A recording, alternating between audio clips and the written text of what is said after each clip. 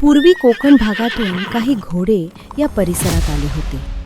त्या घोड्यांपैकी एका घोड्याच्या खुरात गारगोटीचा एक खडा अडकला होता. तो खडा तिथेच पडला.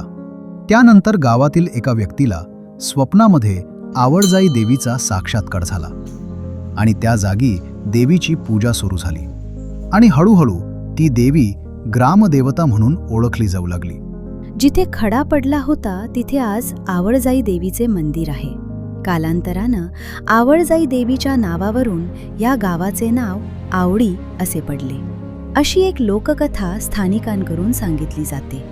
उपजीविका अधिक सक्षम व्हावी यासाठी रेनट्री फाउंडेशनच्या माध्यमातून गावात ठिबक सिंचनावर आधारित फळबाग लागवड, शेततळी आणि कुक्कुटपालन यांसारखी कामे करण्यात आली आहेत. यासोबतच गावात LBS आणि गॅबियन बंधारे बांधण्यात आले आहेत.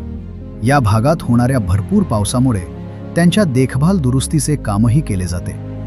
त्यामुळे माती व पाणी संवर्धनाला मदत होत आहे.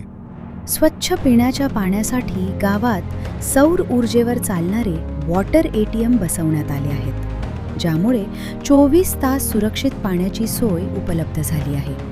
डोंगरावरील नैसर्गिक झऱ्यांपासून पाईपलाईन बसवल्यामुळे पाणी सहज उपलब्ध होऊ लागले आहे.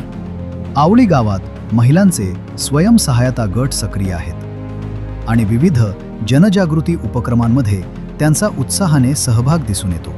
यासोबतच गावात पुरुषांसाठी आधार गट देखील चालवला जातो.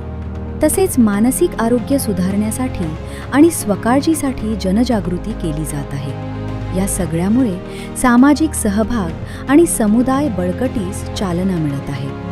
श्रद्धा, शेती आणि विकासाचा सुंदर संगम घडवत आवळी गाव विकासाच्या नव्या दिशेने पुढे जात आहे.